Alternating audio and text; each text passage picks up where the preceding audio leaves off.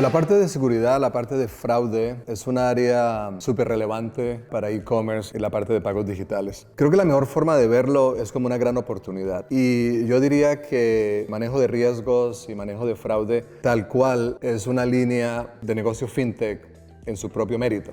Lo que vemos en América Latina y por eso lo veo como una gran oportunidad es que hay ciertos huecos institucionales que existen por la forma en cómo las instituciones financieras y los gobiernos y los credit bureaus se han establecido.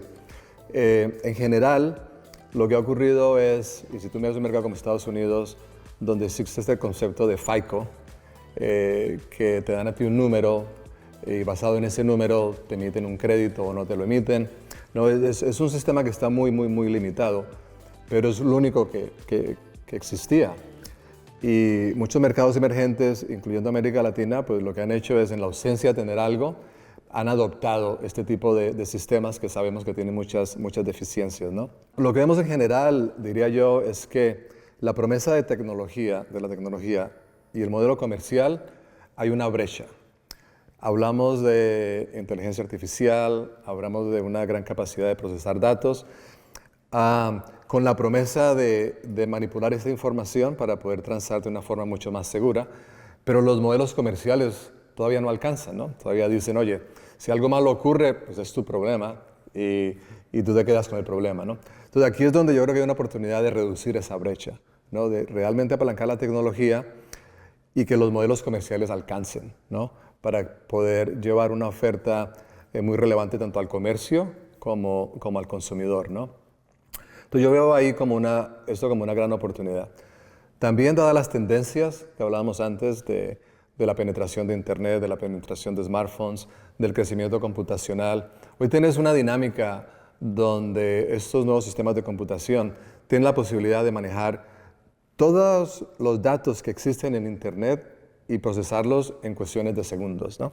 Entonces ahora, con la presencia digital del usuario en diferentes plataformas, ya sean plataformas de movilidad, ya sean plataformas de marketplaces, ya sea de movilidad, ya sea de comunicación, ya sea de otro tipo, tenés una cantidad de información y una cantidad de datos que debe ayudar a crear unos perfiles, tanto a nivel consumidor y a nivel comercio, para que puedas efectivamente identificar transacciones seguras.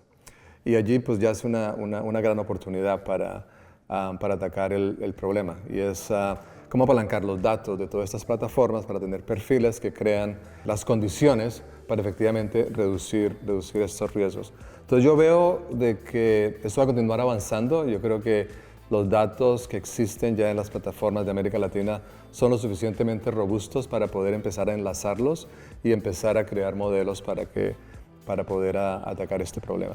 Pero efectivamente es una área que requiere más inversión, que requiere más experimentación, pero creo que ahorita estamos en un punto donde la información está y la promesa de la tecnología la tenemos que empezar a unir y desarrollar para atacar el problema.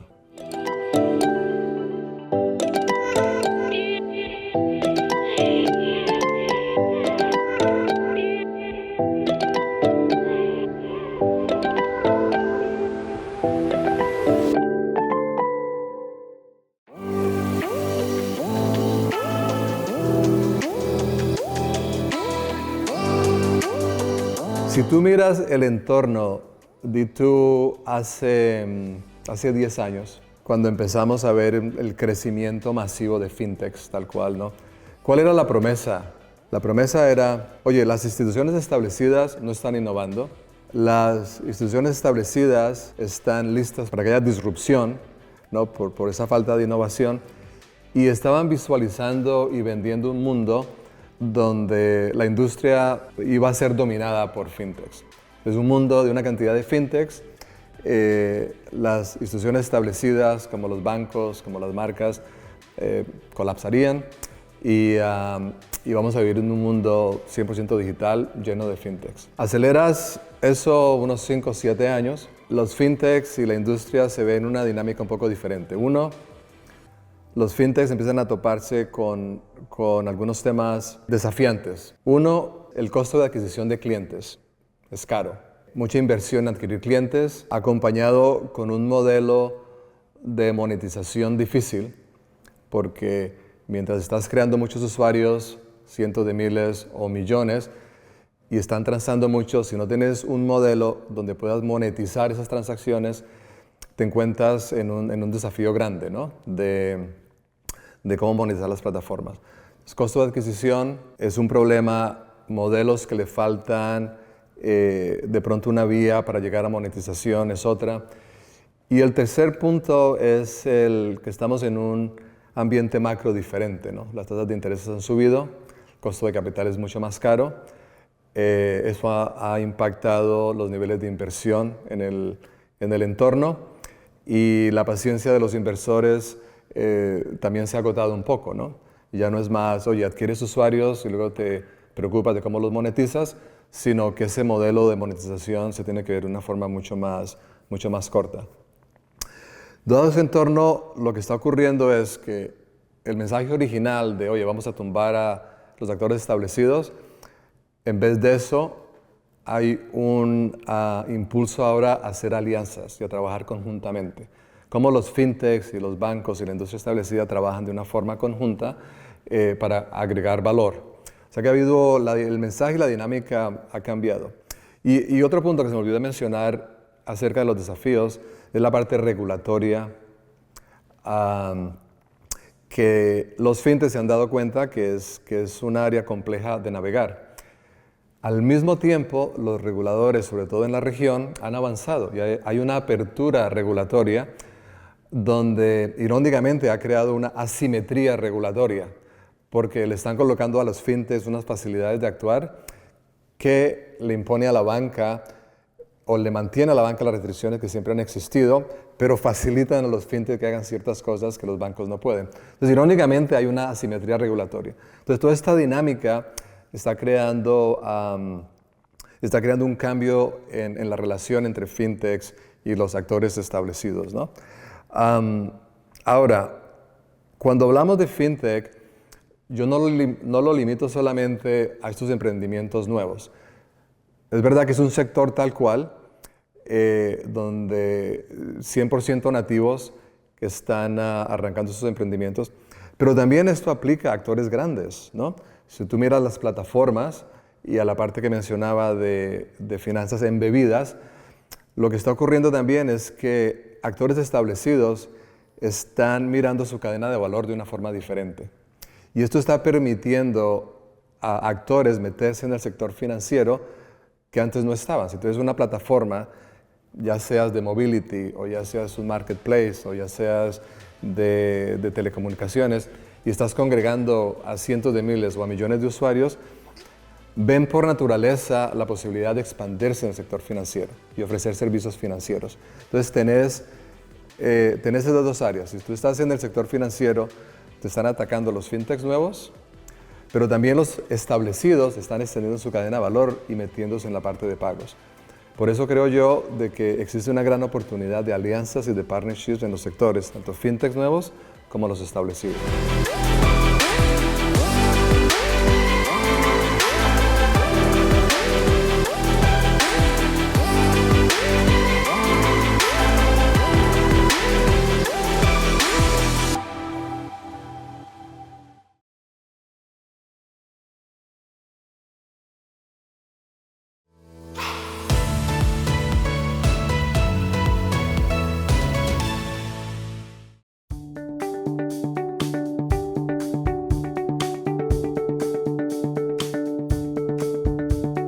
Nos encontramos en Montjuïc, la montaña mágica, como la llamamos en Barcelona. Barcelona es una ciudad que está delimitada por el mar, por sus dos ríos y por sus montañas, la de Tibidabo y la de Montjuïc. Montjuïc mide 177 metros. El edificio más emblemático de la ciudad, la Sagrada Familia, mide 1 metro menos. No es un dato casual. Su creador, el arquitecto catalán Antoni Gaudí, decía y consideraba que la obra humana no podía superar a la obra divina, la naturaleza. Toda corriente artística, todo artista se inspira en fuentes anteriores a él. El modernismo de Gaudí o el Art Nouveau, como se llamó en Francia, no es una excepción. Para Gaudí, su fuente de inspiración era la naturaleza. esas formas orgánicas, esa línea curva, esa asimetría siempre presente en la naturaleza, estaba también presente siempre en la obra de Gaudí. La línea recta es humana, la línea curva es divina, decía el artista catalán. Nosotros, para el desarrollo del contenido en las redes sociales, debemos hacer lo mismo. El contenido de Apple, Gucci, Adidas, Coca-Cola, está a un clic de distancia. Debemos inspirarnos en él también. Y digo inspirar, no copiar. Picasso decía, el buen artista copia, el gran artista roba. Roba en el sentido de hacer suyo, de apropiarse, para luego ejecutarlo de forma con su estilo, con su tono, para su target en concreto. Son precisamente las empresas con las cuales compartimos el target las que más deberíamos fijarnos, ya no solo en la naturaleza de su red social, de su contenido, sino qué formato utilizan, en qué redes sociales están presentes, cuándo publican su contenido, qué día de la semana, a qué hora, reutilizan, reusan el material que crean. Isaac Newton decía que él había visto más porque lo hizo subido a los hombros de grandes gigantes, homenajeando, imagino, a Copérnico o Galileo Galilei. Hagamos nosotros lo mismo, subámonos a los hombros de grandes empresas y saquemos el máximo provecho al contenido en redes sociales.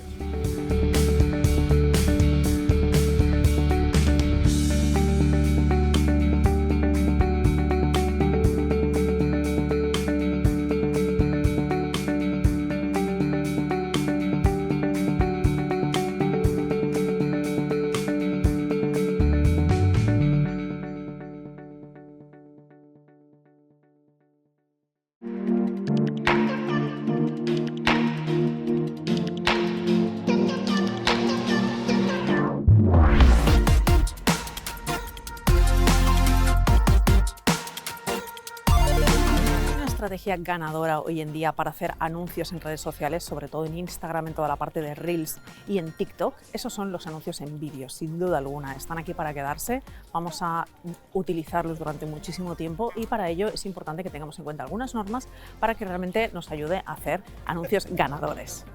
Entonces vamos a ver algunos consejos para hacer anuncios ganadores en TikTok y en Instagram Reels. El primero de todo es algo como muy técnico, pero que es importante tener en cuenta, y es que hay que respetar la safe zone, es decir, aquella zona del vídeo donde luego tanto TikTok como Instagram van a tener texto. Si nosotros ponemos algún elemento importante, texto, subtítulos en alguna de esas zonas, luego eso va a dificultar que los usuarios puedan ver ese texto o esa imagen y por tanto la experiencia del usuario no es buena. Así que eso es importantísimo, respetar esa safe zone. En segundo lugar, tenemos que tener en cuenta el tiempo del anuncio. Queremos que pase todo muy rápido. Hoy en día en Instagram y en TikTok todo es muy rápido y la atención que los usuarios nos van a prestar también va a ser por muy corto tiempo. Por tanto, yo recomiendo una duración del anuncio entre 20 y 35 segundos a lo sumo, no más de 35 segundos. Otro elemento importante es poner a las personas en el centro, es decir, cuando hagamos un anuncio pensemos en mostrar personas que hablen directamente a la cámara. ¿Por qué? Porque al final esa es la manera natural como los vídeos orgánicos funcionan en esas redes y por tanto los anuncios tienen que ser de algún modo una continuidad. No tenemos que ver que realmente hay una disrupción muy grande entre el contenido orgánico y el anuncio. Por tanto, incluyamos personas que estén haciendo algo, que estén mostrando algo, que estén hablándole a la cámara. Puede ser un testimonial, puede ser un cliente, puede ser un profesional, puede ser alguien de la empresa, puede ser un modelo haciendo una tarea, lo que sea, pero siempre todo centrado en una persona y luego esa persona estará mostrando o hablando de nuestro producto o de nuestro servicio. Pero centrémoslo en la persona, no en el producto o en el servicio que queremos vender. Otra cosa importantísima en los anuncios hoy en día es que todo va muy rápido, todo tiene que pasar muy rápido y por tanto en un anuncio, aunque sea de 20-30 segundos, tienen que pasar muchas cosas a la vez. Hay una persona hablando, como hemos dicho, pero intentemos que cada segundo y medio, cada 2 segundos haya algo, ya sea un texto o un subtítulo, una imagen, un gráfico, un GIF, un icono, un emoji, algo que suceda que llame la atención de la gente. Pensemos que sobre todo el público de Instagram y de TikTok es un público joven, es un público que necesita un constante movimiento, constantes acciones de su dopamina, ¿no? La dopamina tiene que ir subiendo a cada momento y eso es tan continuo como cada un segundo y medio, 2 segundos. Y por eso lo vamos a trasladar a nuestros anuncios, que en 20-25 segundos, además de estar hablando y mostrando algo, pasen pequeñas cositas que capten la atención del usuario constantemente. Y lo último, pero no menos importante, es incluir un call to action final, una llamada a la acción final, que realmente le deje claro al usuario qué esperamos de él, que haga clic, que se suscriba, que se descargue algo, que pregunte algo, que haga alguna interacción, que quede muy claro qué es lo que queremos conseguir con ese anuncio.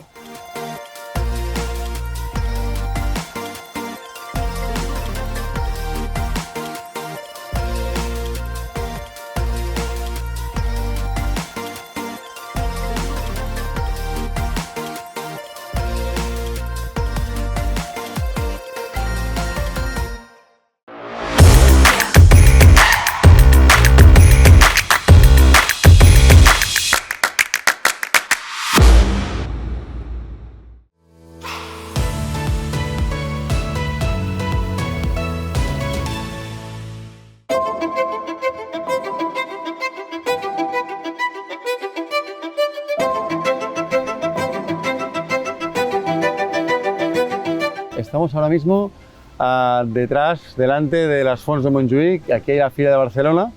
Es básicamente el centro de negocios más grande de la ciudad, entre estos pabellones que hay aquí y unos que están un poco más alejados. Hoy estamos con Jorge González, alias Coque. Hola, ¿qué tal? Hola, ¿qué tal? Encantado. Es uno de los, digamos, de las momias o de los brontosaurus del SEO. Ya en el 97 estaba en Movistar. Y luego ya no ha dejado el mundo de la tecnología y cada vez más especializado en SEO, y queríamos que nos acompañara hoy para ver qué mirada tiene esta especialidad y qué novedades puede llevar en el futuro, básicamente porque, ya, como sabéis, en ADEN nos gusta hacer una mirada al pasado, pero sobre todo al presente y mucho en el futuro. Primera pregunta y más de overview. Todo el tema del SEO. Penguin, Pandas, que quedaron muy atrás, estamos hablando de hace más de 10 y 12 años. ¿Cómo a día de hoy ves no solo el SEO como primera pregunta, sino todo lo que es captación de tráfico? ¿Cómo ha cambiado y cómo te ha cambiado la vida más o menos a la par? Bueno, digamos que los que nos dedicamos al mundo de Internet nos reciclamos cada año. Es decir, cada año puede salir una red social nueva, cada año puede salir un box de búsqueda, un cajón de búsqueda nuevo, llámese televisión, llámese un Google Home, llámese, da igual, exactamente. Con lo cual estamos acostumbrados a cambiar y adaptarnos, lo que se llama la resiliencia, ¿no? O sea, sí que es verdad que cuando empezamos en el mundo del SEO, aquello parecía, pues, vamos, espabilado, el más espabilado se llevaba el gato al agua, por no decir otras expresiones, ¿no? El que espabilaba comía anguila, dice. Pero sí que no había normas, era una jungla, no había normas, hasta que Google impuso sus normas. Las normas vinieron a partir del 2010 con el Panda, con un filtro de algoritmo en el cual penalizaba ciertas páginas, ¿no? Y en el 2012 más bestia con el Penguin, donde incluso lo sufrimos muchos porque hacíamos auténticas barbaridades. Bueno, hacíamos lo que todo el mundo hacía para captar tráfico, ¿no? Pues si esto valía y funcionaba, pues la tecnología te permitía y Google autorizaba. No, lo que te permitía que no te pillaran haciendo, pero bueno, digamos que Google puso unos filtros y a partir de ahí Google, pues con sus cambios, actualizaciones y nuevos filtros, pues nos enseñó a ser un poquito mejores, ¿no? En este aspecto. Limpió un poquito lo que era este mundo del SEO que se hacía antes. A partir de ahí nos volvimos más técnicos, a partir de ahí nos volvimos más metódicos, nueva metodología, y digamos, de alguna forma las reglas cambiaron. Bueno, hasta aquí no es nada nuevo que al final, cuando empieza algo que además cada vez explota más y cada vez implica más personas y las relaciones humanas, necesita de un orden. Estaríamos de acuerdo en eso. Pero una pregunta, si SEO es Search Engine Optimization, a día de hoy, ¿conservaría el nombre? Es decir, al final el SEO empieza como una disciplina, y corrígeme si me equivoco, en la que Google lo que quiere es casar su propósito, su misión, es decir, mi mejor respuesta a tu pregunta en un buscador, hecha cada vez con unas normas más, digamos, honestas, por decirlo de alguna forma, pero implica cada vez más temas como inteligencia artificial, otras plataformas, muchas fuentes de datos. El nombre lo seguimos teniendo. Al final, cuando hablamos de Search Engine, ¿qué significa motor de búsqueda? O sea, da igual el motor de búsqueda, no te está diciendo que el motor de búsqueda va a ser el cajón en Internet, ¿no?, de su buscador, puede ser en la televisión, puede ser en una red social, al final podría adaptarse a cualquier, porque es optimización de un motor de búsqueda. Motor de búsqueda, puede ser resultados, llámale como quieras. Lo que está claro es que hay algo que no ha cambiado, podemos decir desde el principio de los tiempos, y es la necesidad de saber, de información, de conocer, pues porque no tienes toda la información.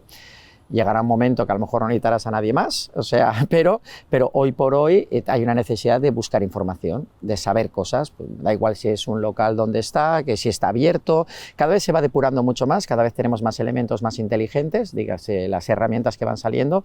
Yo la inteligencia artificial la veo como una herramienta más que hay que aprovechar y que nos puede ayudar en muchas cosas, si quieres después entramos en ello, pero al final el nombre es adecuado, lo que es el SEO parece que esté adaptado solo a Google y a un buscador, pero al final es un motor de búsqueda. Nosotros como captadores de tráfico, porque nos podemos denominar captadores de tráfico, nos da igual, o sea, vamos allí donde está el tráfico. Puede ser una red social, puede ser pagando, es decir, quizás la palabra de SEO es un poco nostálgica y es un poco, pues nos llamamos SEOs, por así decir y tal, y se podría cambiar el nombre a captación de tráfico, pero es más bonito SEO.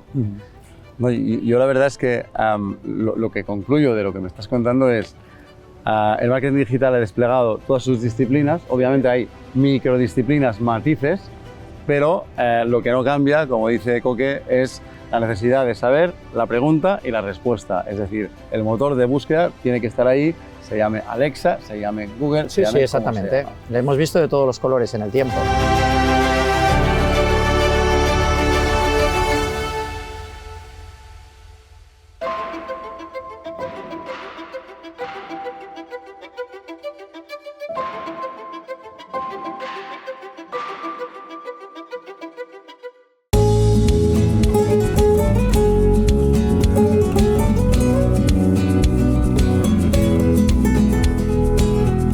Estoy en Barcelona hace 14 años y aunque he estudiado bastante de la ciudad, siempre hay un montón de historias para descubrir. Y una que me siento un poco tonto de admitir que no conocía hasta poco era por qué Barcelona, esta parte de Barcelona donde estamos, se llama la Ciudad Vieja.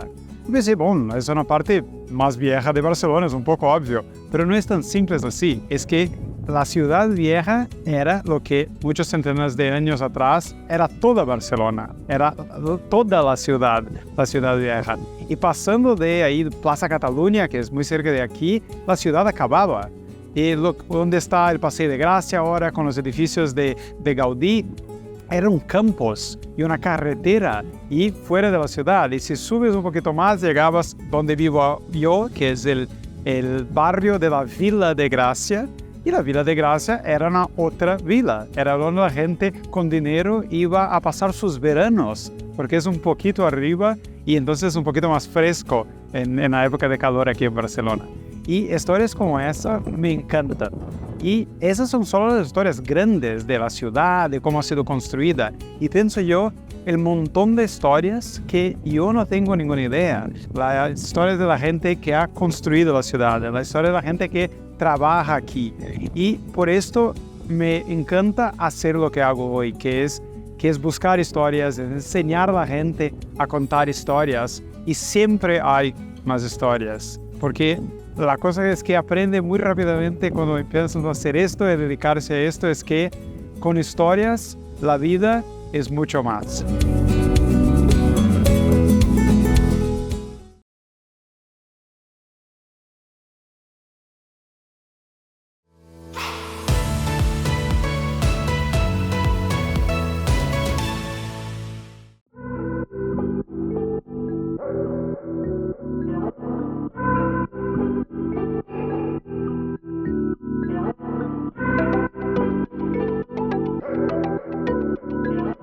Entramos en inteligencia artificial, ¿vale?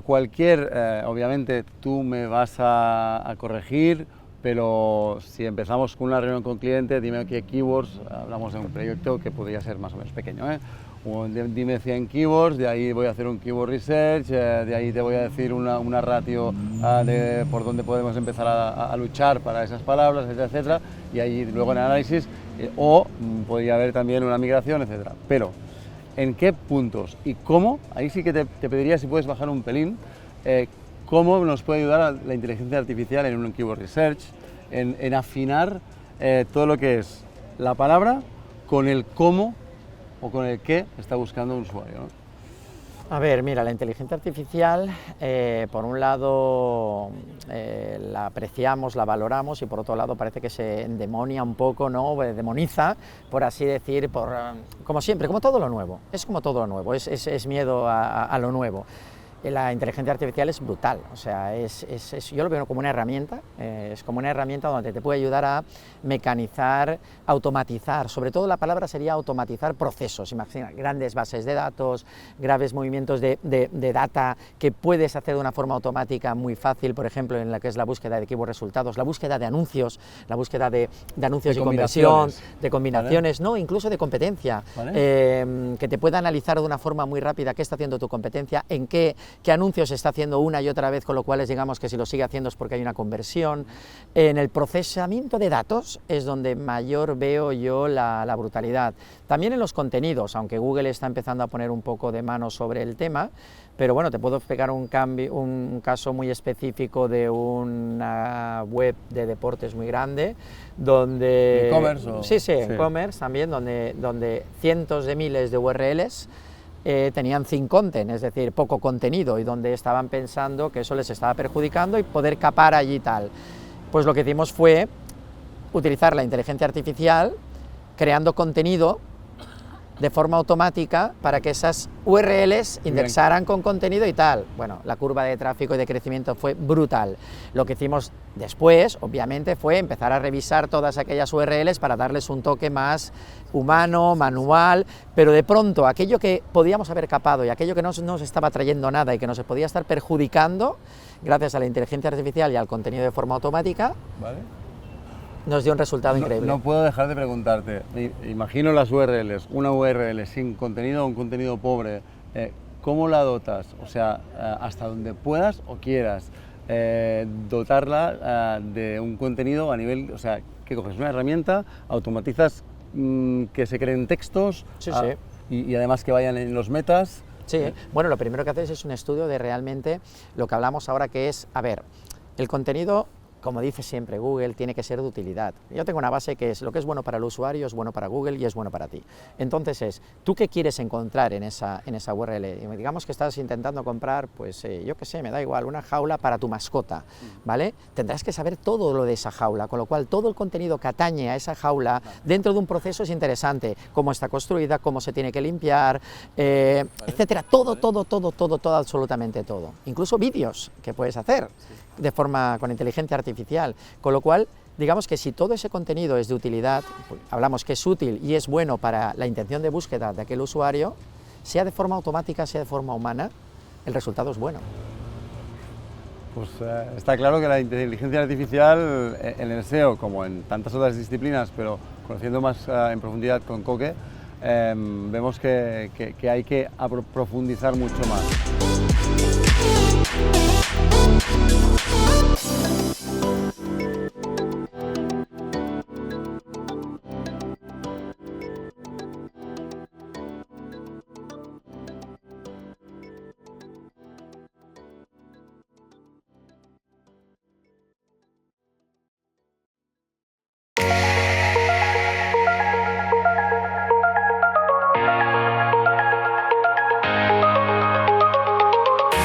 Estamos con Cecilia Panetta, directora de marketing de Pan American Energy, y quiero preguntarle a Cecilia, ¿qué rol cree Cecilia que tiene hoy el propósito para las marcas?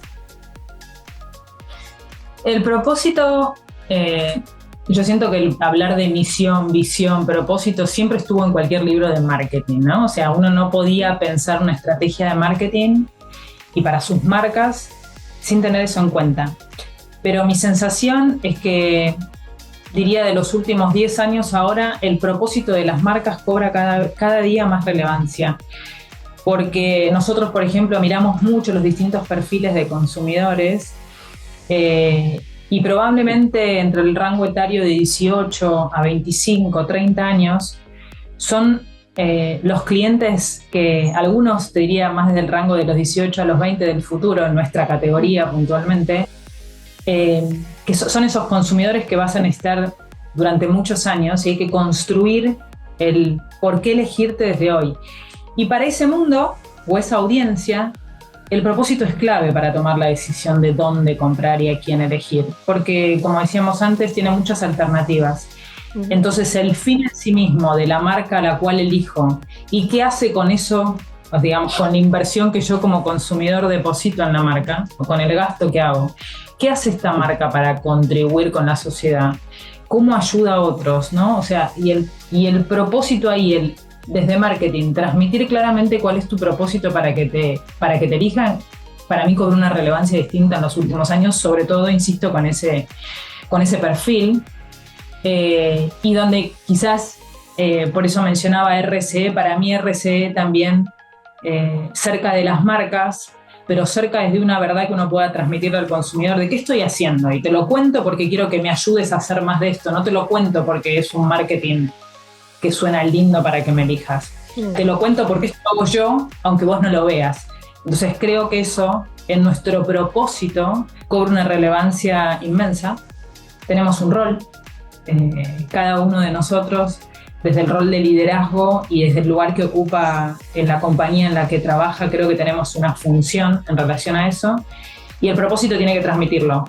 O soy una convencida de que el propósito en los próximos años va a ser aún más relevante de lo que viene siendo para que cuando decidan elegirte a vos o a otro, pese. Pero tu propósito tiene que ser no una frase complicada, algo muy simple de por qué a mí. ¿Qué quiero yo como marca? ¿Qué estoy buscando?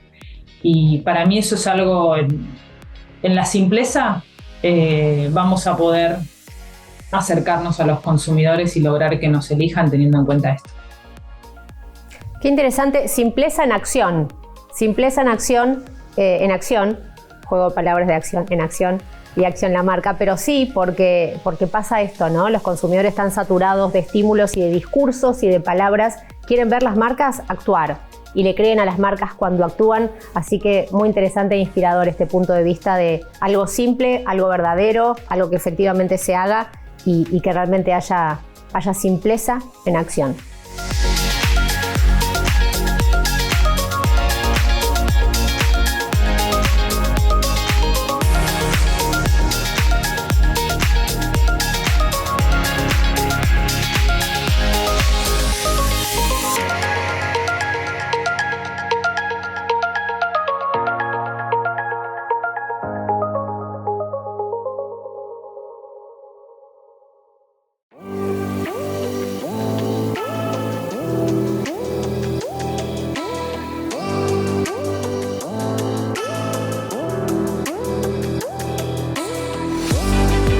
Estamos con Juan Ramiro Fernández de Universal, especialista en comunicación, periodista en transformación digital, en historias de marca, en narrativas y un gran pionero de todo lo que es el mundo digital global y en América Latina. Y quiero hacerte, Ramiro, esta última pregunta que tiene que ver con qué consejos nos podés dar a las personas de marketing y a toda la comunidad de marketers para estar vigentes y estar actualizados con lo que es el panorama, el ecosistema de lo digital. ¿Qué podemos hacer en nuestro día a día de modo concreto para estar seguros de que tenemos ahí el pulso de lo que está pasando? Ojalá hubiera una receta única. Es como, creo que lo habíamos dicho en algún momento charlando en otras circunstancias, es estar en un modo esponja. Muchas veces me acuerdo cuando era periodista, hacíamos notas, no sé, a los surfers o a los skaters. Y los skaters decían, el skate no es un deporte, el skate es una forma de vida. ¿Okay? Y en realidad nosotros nos reíamos mucho de eso, pero casi te diría, ser un marketer, ser un comunicador no es un trabajo, es una forma de vida, igual que los skaters. No es un estado, no es algo que uno tenga que hacer, es un estado mental constante. Es un estado, yo te veo a vos trabajando todo el tiempo, cuando estamos caminando por la calle, te detenés y ves una foto y dices, ¡ah! Y sacas una foto y después... es un constante mix, un constante estar atento a lo que pasa y fundamentalmente un acto de humildad. ¿Por qué es un acto de humildad? Porque significa yo no sé. No importa lo que sabía, no importa lo que supe, todo cambió. Y hay gente que está creando nuevas culturas. Entonces, todo eso, ahí uno tiene que decir, pero pará, yo soy, nosotros, doctorando en sociología, doctorando en comunicación, ¿cómo me vas a explicar? Stanford, Columbia, ¿cómo me vas a explicar a mí cómo se...? Y resulta, sí, porque si queremos hacer un TikTok, vos y yo vamos a hacer un desastre. Entonces, malísimo, seguro que va a ser malísimo, sí. Y tenemos que preguntar a nuestras hijas cómo se hace un TikTok. Eso es un estado, si querés, de constante absorción de ideas, pero también de fundamental humildad. Es decir, yo de esto no sé. Solamente podés aprender y solamente podés llegar a un insight, solamente te podés dar las cuentas si estás dispuesto a bajar esa barrera. Que es una herida narcisista, por otro lado. Porque uno dice, pero pará, soy un profesional consumado, ¿cómo me va a...? Y no entendemos los TikToks. Y tenemos que ver, y para usar Instagram nos tiene que explicar cómo ver. Ok, y así todo. Entonces te diría que la forma es un estado mental de una profunda humildad para comprender todas las cosas nuevas que van pasando y para no descartarlas, como que te da esa cosa. Siempre lo que yo llamo el test Lollapalooza, ¿no? Vos ves el cartel del Lola y en un momento vos conocés todas las bandas, incluso las chiquitas de abajo. Después ya las chiquitas de abajo ya no sabés quiénes son, sabés conocerte las grandes y las del medio. Después hay un año que solamente conocés las grandes. Después hay un año que solamente conocés 2 de las grandes. Y después ya no tenés idea de quién es nadie. ¿Okay? Bueno, cuando uno ya no conoce más nadie de quién es en Lollapalooza, ese es el momento de decir, ok, tengo que aprender. Porque lo demás antes te venía dado. Y por eso es un esfuerzo y es un estado. Entonces te diría que como marketer, tu gran obligación consiste en estar de esa manera, de tratar de entender, de ver que el test Lollapalooza, cuando te da negativo y no entendés nadie, no decís, música era la de antes. No. Es a ver cómo es esta música, a ver quiénes son, y eso en todos los órdenes de la vida.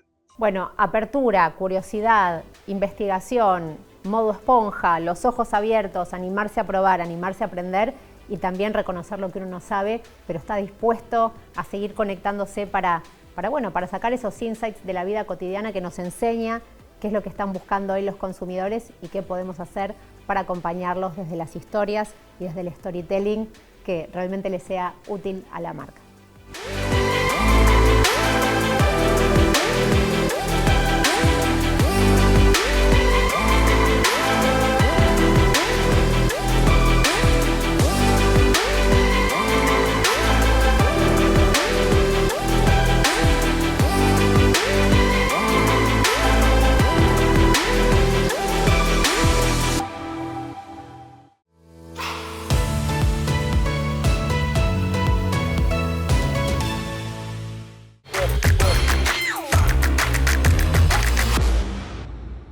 Estamos en un lugar privilegiado, con calma, con tranquilidad, pero justo ahí detrás, ahí debajo está la ciudad. Mucho ruido, mucho tráfico, mucho movimiento. Un símbolo perfecto para entender también o para relacionarlo con lo que sucede ahora mismo en las redes sociales.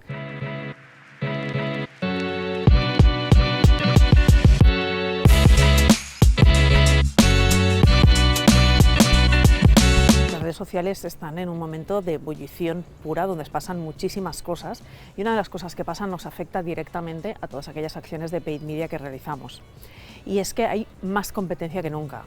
Y además de que hay más competencia que nunca, los propios usuarios somos más expertos que nunca. ¿Y eso qué significa? Eso significa que los costes están encareciendo, los costes están por las nubes. Captar un lead, captar una venta cuesta muchísimo más que hace unos meses o unos años. Y eso nos obliga a todos a replantearnos la manera como hacemos acciones de paid media, sobre todo en redes sociales. En Google, en el buscador también, pero en redes sociales también, porque la aparición de redes, pues, por ejemplo, como TikTok en los últimos años, también han hecho que haya incluso más interés por promocionarse en redes sociales y por encontrar a nuestro público ideal en cada una de las redes sociales que podemos tener en marcha. Entonces, lo primero de todo que hay que tener en cuenta es empezar con una estrategia. La premura del día a día nos hace muchas veces que cuando tenemos un negocio, cuando tenemos una empresa, queramos empezar a hacer campañas y empezamos desde ya, desde cero, prácticamente sin pensar nada de lo que vamos a hacer. Y eso es un error, porque eso nos va a llevar seguro, sin ninguna duda, a cometer errores en nuestras tácticas, en nuestras campañas. Primero tenemos que pensar en la estrategia, pensar primero de todo quién es nuestro usuario realmente y en función de quién es nuestro usuario, entender en qué red social se va a mover, porque ya sabemos que las redes sociales no funcionan todas igual, no son todas iguales. No es lo mismo hacer campañas en LinkedIn que hacer campañas en Instagram, que hacer campañas en TikTok. Los usuarios son diferentes y sobre todo hay una cosa también muy importante y es que el lenguaje de cada una de esas redes, la manera como funciona cada una de esas redes es diferente. Por eso hay que pensar primero quién es mi usuario, dónde está mi usuario y a partir de ahí elegir esas redes. Y en segundo lugar pensar en esa estrategia. ¿Cuál es mi objetivo? Mi objetivo siempre va a ser vender, ¿verdad? Cualquier empresa quiere vender, pero puede haber distintas fases. Podemos querer generar notoriedad, podemos querer llenar nuestra base de datos de nuevos leads para luego venderles a través de otros canales.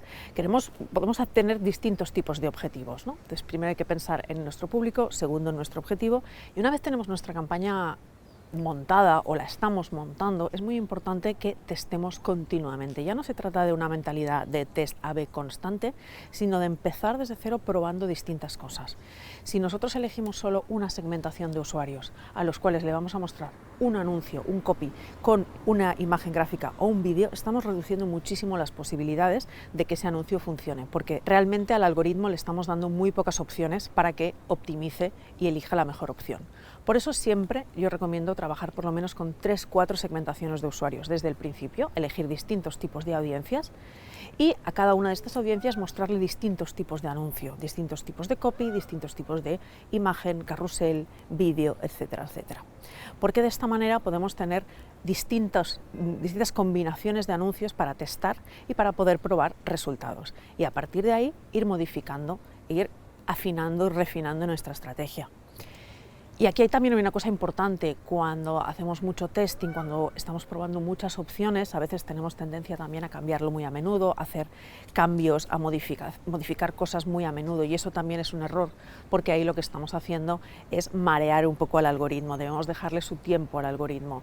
Entonces, mi recomendación es que empecemos con, como digo, 3-4 audiencias, cada una con distintos tipos de anuncios, y las mantengamos activas durante por lo menos 2 semanas antes de poder tomar decisiones. Una vez pasadas esas 2 semanas empecemos a tomar decisiones, pausando aquellas campañas o aquellos anuncios que funcionan peor, promocionando más aquellos que funcionan mejor, haciendo nuevas versiones de aquellos que funcionan mejor, y de esta manera iremos teniendo una metodología de experimentación propia que nos va además a ayudar a entender qué funciona mejor con nuestros usuarios. Puede ser que funcionen mejor anuncios con personas, puede ser que funcionen mejor anuncios con paisajes, puede ser que funcionen mejor anuncios con música, sin música, en fin, las opciones son prácticamente infinitas y debemos testarlas para que precisamente todo ese barullo de la ciudad, todo ese barullo de las redes sociales lo podamos tener controlado y jugar con el algoritmo a nuestro favor y no ir en contra del algoritmo.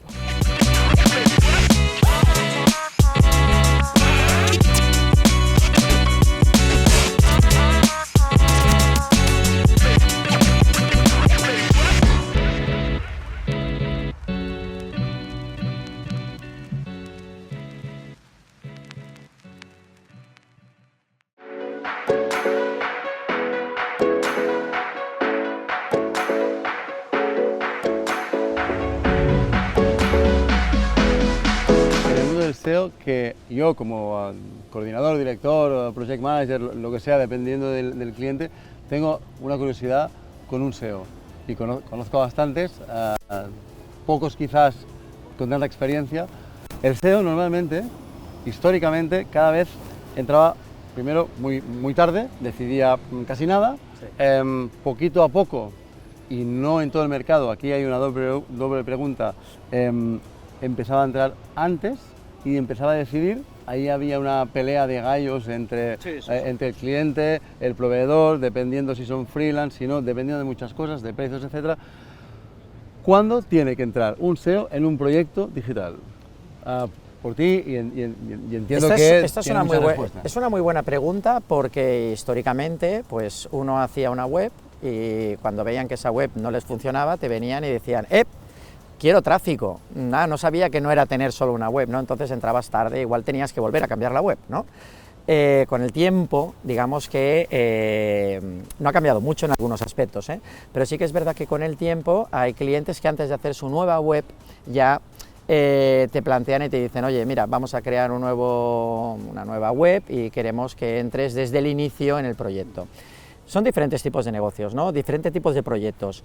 Yo creo que el SEO debe estar desde el inicio, primero porque tenemos nos hemos adaptado a estar en diversos momentos del negocio, tenemos una visión muy clara de lo que es la captación, la conversión, optimización, que yo creo que debe estar en todas las reuniones que tienen que ver incluso con modelos de negocio, ¿vale? Porque sí que es verdad que aquello que dices es transversal, no, es que implica todo.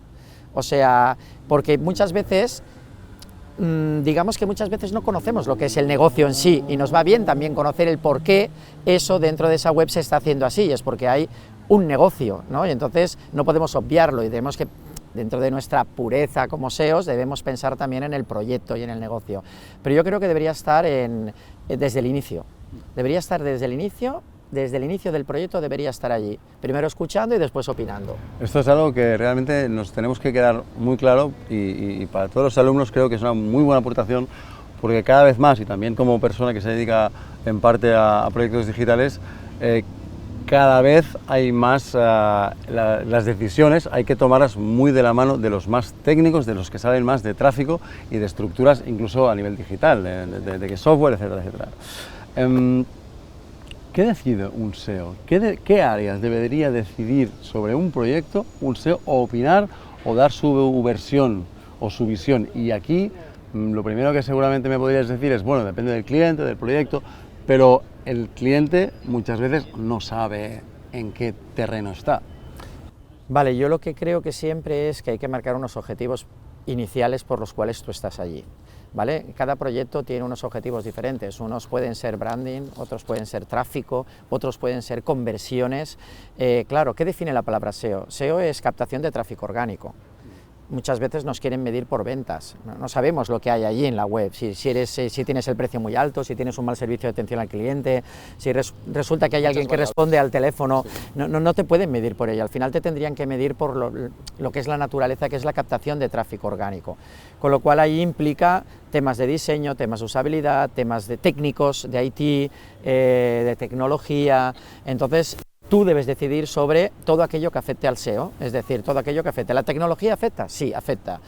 Si una cosa es más rápida, más lenta, si carga el JavaScript, si resulta que es un React, es decir, todo lo que es tecnología afecta, todo lo que es usabilidad también afecta, todo lo que es diseño también afecta. Lo que pasa que tienes que entrar en un proyecto y tienes que, de alguna forma, convivir con lo que es la dirección del proyecto, porque hay proyectos que se basan a lo mejor en diseño y dentro de tú lo que quisieras hacer no puedes hacerlo, entonces la mejor forma es, dentro de las posibilidades que tú tienes, adaptarte lo máximo posible para conseguir el objetivo, pero definir objetivos es lo ideal, es ¿por qué estoy yo aquí?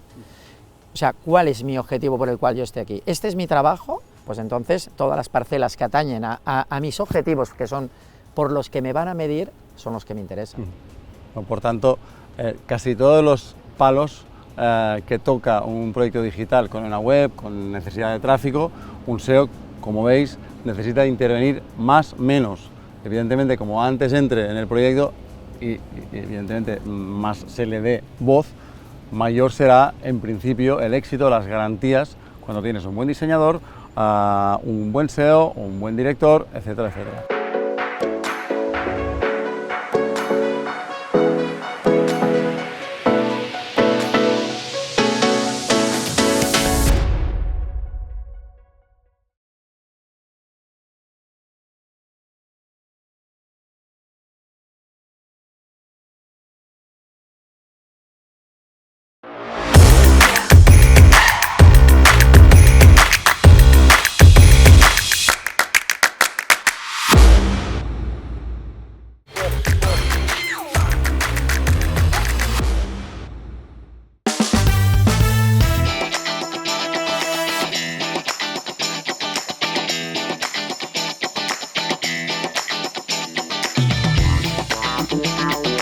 Estamos con Nico Pimentel, fundador de Becoming, su compañía de innovación. Él viene del mundo de la creatividad publicitaria, la innovación, la transformación cultural de las empresas a través de la innovación. Es asesor de boards de distintas compañías para las cuales infusiona la innovación de modo muy interesante. Así que me va a encantar preguntarte, Nico, ¿qué valor crees que tienen las experiencias hoy, ¿no? En un mundo tan comoditizado y con tantos discursos y con nuevos medios que van apareciendo? ¿Qué punto de vista tenés sobre las experiencias, sobre generar experiencias innovadoras, creativas y cómo le pegan al consumidor? Bueno, muchas gracias, Jime. Mira, creo que está más que trillada la frase que los consumidores están totalmente sobrepasados de información, de estímulos publicitarios. Y sin duda, y esto es un punto de vista personal, el que una marca te pueda hacer vivir una experiencia de alguna forma es el atajo más corto a poder realmente generar algún tipo de valor / recuerdo en tu vida. De hecho, yo digo que hoy lo que más tienen que buscar las marcas no es recordación de marca, sino recuerdos con la marca. Porque, de vuelta, hoy uno está tan batallado con cosas que inevitablemente es más importante un impulso que realmente te haya generado algo, de decir, esto lo viví gracias a esta marca o de esta forma, te pega mucho más fuerte que te hayan mostrado el logo 20.000 veces. Por otro lado, como valor de época, también es verdad, y creo que lo estamos viendo todo, y vos sos mucho más experta que yo, que algo que está pasando ya en el mundo, que es hoy vale más vale más para generaciones jóvenes haber vivido X cosas que poseer bienes, por decirlo. Es un valor de época. Sin por duda. Lo cual, como siempre, tanto la publicidad como el marketing y la innovación a algún punto se alimentan de lo que pasa allá afuera. Entonces, inevitablemente, esta tendencia, que en verdad es una tendencia mucho más grande y transversal a casi la humanidad y a los nuevos valores de la humanidad, inevitablemente cae también en el marketing de la publicidad, diciendo, bueno, ok, ya, ¿qué me vas a hacer vivir vos, marca, por decirlo? Entonces, sumando esos dos mundos, desde ahí es donde para mí viene mucha convicción de que me encanta trabajar ayudando a las marcas a crear una experiencia y entendiendo que, de vuelta, la experiencia en el mundo del marketing hoy es muy amplia. O sea, puede ser una experiencia concreta, hablándolo en términos publicitarios, puede ser una activación concreta. Una activación. O, gracias a partir de que se metió esto en nuestras vidas, todas las categorías se digitalizaron de alguna forma o tienen un costado digital. Cualquier producto o categoría offline ya tiene. Entonces, ya cuando entra la digitalización a cualquier categoría, inevitablemente entra un user journey, por decirlo, y por lo cual entra llamémosle otro mundo de la experiencia que se llama el experience design. O sea, ¿cómo voy a aprovechar ese viaje y esa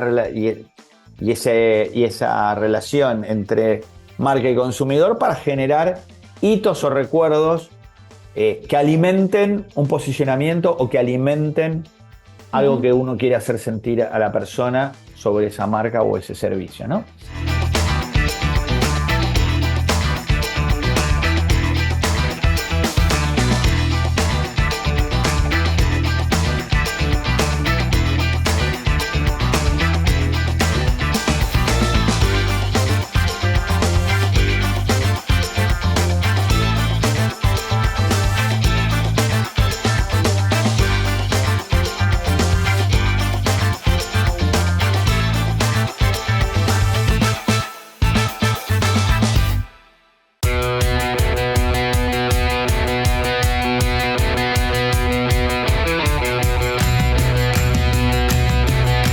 proyecto para mí el más memorable y el que más me tomó de cuerpo entero fue la creación de un festival de música para la marca Beldent. Beldent Strident afuera. Primero, el haber entendido que en ese momento la gente, año 2012 más o menos, ya los jóvenes no escuchaban como nosotros los seriones grandes la música un tema atrás de otro. De hecho, no sé si te acordás, voy a tirar un recuerdo con mucha nostalgia, estaba el iPod Shuffle, porque ya eran formas... O sea, la función random de ser sorprendido, claro.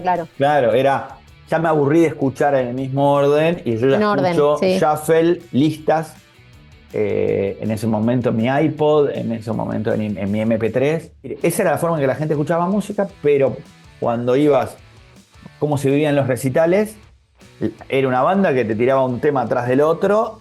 Claro. Y por ahí existían ya los festivales con 2, 3 escenarios, pero igual era lo mismo. O sea, vos te escuchabas a la banda en el escenario al cual te habías movido y te contaba el tema 1, después el 2, el 3, el 4. Sí. Entonces dijimos, che, ¿qué pasa si cruzamos esta observación del mundo digital y lo llevamos al mundo físico? Y creamos el primer festival en modo random. Y eso implicó diseñar toda una experiencia a todo nivel, porque ya no era armar algo con cosas chiquititas y un producto chiquitito, sino era crear 4 escenarios mirando al medio, en el medio crear un faro, ese faro que gire, todos los escenarios apagados y de repente apuntaba uno y la gente corría hacia ese lugar, aparecía por ahí el headliner, porque casi siempre los headliners van al final y parecía, ¿qué hace el headliner acá? Y tocaba 2 temas y se apagaba y de repente volvía a girar y nadie sabía para dónde.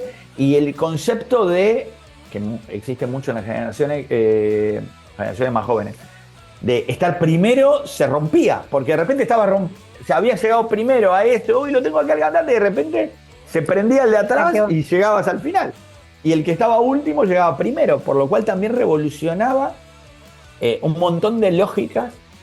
Y en ese momento también estaba apalancado, si quieres decir, ¿qué tenía que ver Beldent? O sea, Beldent se quería meter en la música, por lo cual necesitaba generar alguna idea que realmente fuera un atajo.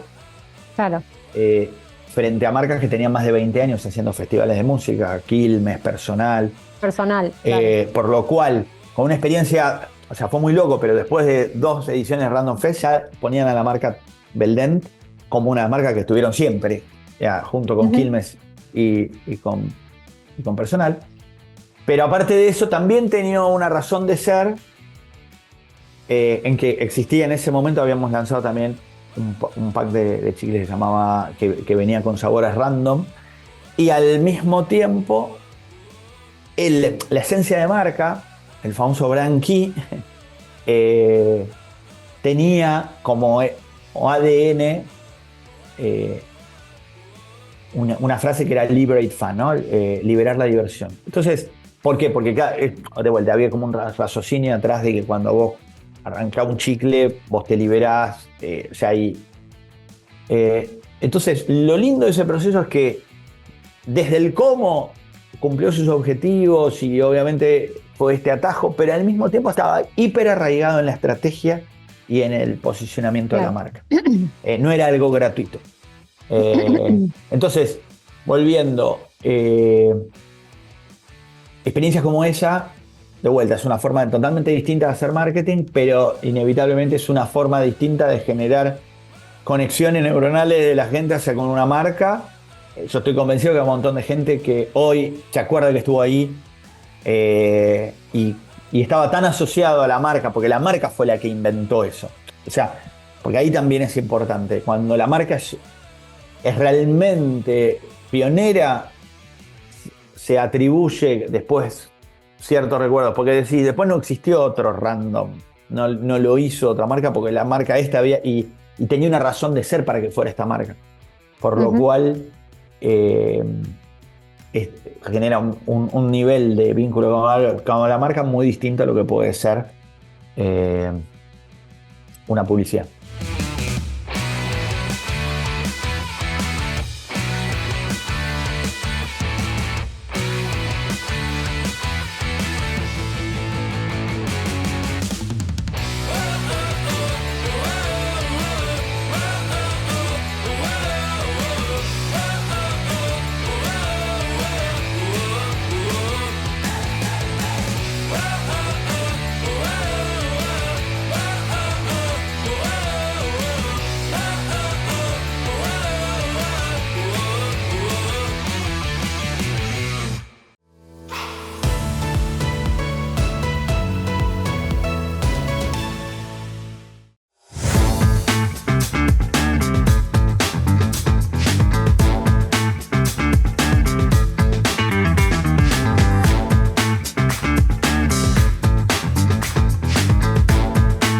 Estamos con Bárbara Domínguez Cosio de Coca-Cola América Latina, especialista en Knowledge and Insight y en Insights estratégicos para el negocio.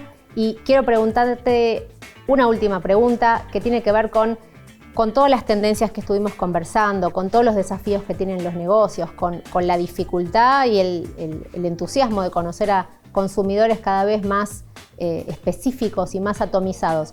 ¿Cuáles son para vos los consejos o las cosas que tenemos que tener en cuenta los marketers de América Latina de aquí al futuro? ¿Qué no deberíamos dejar de hacer para estar seguros de que estamos tomando el pulso de lo que está pasando en nuestra región de cara al consumo? Wow, desafiante la pregunta que me haces. Creo que son muchas las variables. Si tuviera que resumir en pocas, creo que el data mining es un capital que cada vez está más en boga. Ahora se habla mucho de la inteligencia artificial y así como pasó con la metodología Agile y con un montón de cosas en las corporaciones, se van como adquiriendo esas vertientes, ¿no? Todavía no se tiene muy claro cómo incorporar en las compañías, pero sí se están haciendo muchos esfuerzos. Pero creo que no hay que olvidarnos de todo lo que es la ingeniería de información detrás, que puede venir de fuentes de información que la compañía ya tenga. Creo que es importante la información granular para poder detectar todo lo que sea concerniente al comportamiento y a los deseos y necesidades de nuestro consumidor. Eso nos puede llevar a análisis efectivos, eficientes, pero también, si tengo que recomendar algo fuertemente, es que los marketeros no perdamos contacto con el consumidor. Y cuando digo contacto, no digo un assessment anual para evaluar cómo está el brand equity o un focus group, que además hay que ir a presenciarlos porque siempre suma, sino también ir a la calle, ir al tren, hablar con la gente, aunque esté yendo en un auto, preguntar al conductor. O sea, hay muchas cosas que cuando uno está detrás de un escritorio y va ascendiendo en el escalafón de una compañía, se empieza a perder un poquito la perspectiva, ¿no? Y uno se queda por ahí con una mirada un poquito de helicóptero view. Entonces pienso que es muy importante el insight, es muy importante la mirada estratégica, por supuesto, pero también no hay que perder el contacto con la realidad y recorrer el punto de venta y conocer los precios. Yo muchas veces veo marketeros que se alejan un poquito de su producto, de entender el contexto social que vive su mercado, y muchas veces es importante, porque por más que haya un producto muy sexy para la cúspide de una pirámide poblacional en un mercado de un nivel socioeconómico elevado, que uno diga, bueno, tengo la demanda asegurada, pero en realidad hay vertientes de valor de un contexto económico en donde si está en boga cuidar el bolsillo y la affordability, eso también te va a cruzar en tu innovación o en tu producto, por más que vos estés elaborando un producto de lujo, porque la psiquis del consumidor ABC1 también se va a ver interpelada por ese temor al futuro económico o esa necesidad de ser más eficiente en su compra. Entonces digo, el insight, la mirada holística, estratégica, pero nunca perder contacto con el consumidor y con la calle y la realidad local. Mejor resumido, imposible un especialista en pasar los puntos que valen la pena, así que me sumo a ese resumen, no sacar los pies del barro y tampoco la cabeza de las nubes, seguir soñando pero estar cerca del consumidor para generar cosas que efectivamente sean un insight pero de verdad sean un negocio.